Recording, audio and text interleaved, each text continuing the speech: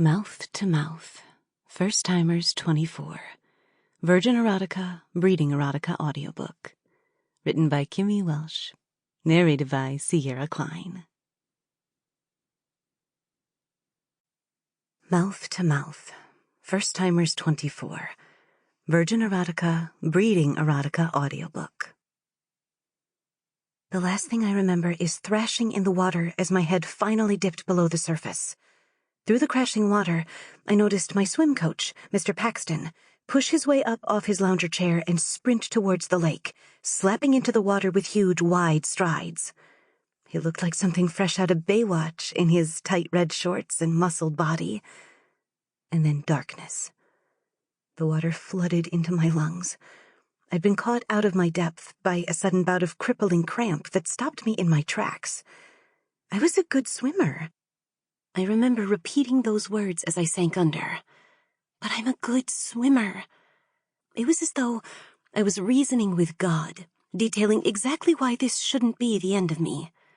At 19, I was far too young to die. There were so many things left undone. I'd never made snow angels. I'd never traveled to a foreign country. I'd never seen a dolphin. I'd never even had sex. I just wasn't ready for it.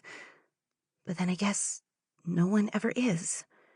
Mr. Paxton had taken me out to the lake so I could run a few laps between the two jetties that were opposite each other across its width. I was a promising swimmer, which made this all the more ironic.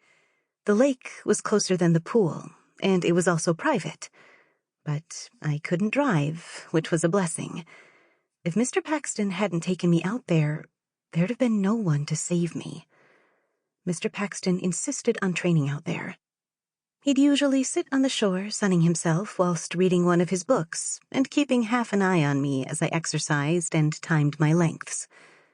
I guess you could say he had some strange methods. Thankfully, he was a good swimmer too. It was the very reason that I survived to tell the tale. He was a lifeguard growing up, and as such was practically the perfect person to witness my near demise. The first thing I remember was the sound as it came flooding back to me, appearing from nowhere out of the blackness. It was the desperate breaths of my coach, shuffling his knees on the pebbled shore. Then I remember the sensation of water on my legs. He had dragged me only as far as necessary before he'd started to resuscitate me. Next came the feeling of his lips on mine. I'll never forget it. He was docked tight over me, breathing his lungs into mine. I awakened with an immediate pang of lust, and when my eyes finally opened, it was to the sight of Mr. Paxton, panic-stricken above me. "Gina," he cried, looking down into me. I spluttered a cough, and water fell from my mouth. Then I stared up dreamily at my coach, who was still aghast over me. "Gina," he asked, shaking me. "Are you okay?" All I could do was smile.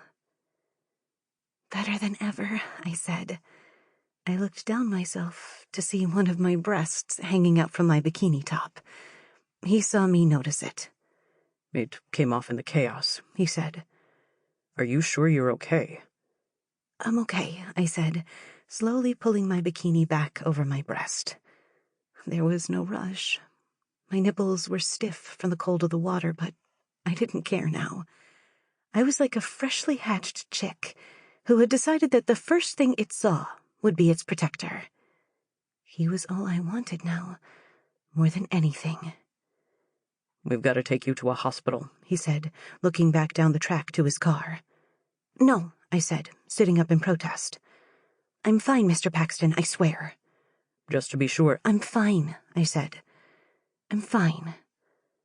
"Jeez, I thought I'd lost you," he said, pulling me close to him in a hug. I wrapped my arms around him and swelled with love again. Just moments ago, his lips had been on mine. Part of me wished that cock to pussy was just as common a method of resuscitation as mouth to mouth. "Come on," he said. "Let's get you home." No, I want to stay a while," I said, realizing how private and secluded our little spot was. "I want to spend some..." Sample complete. Ready to continue?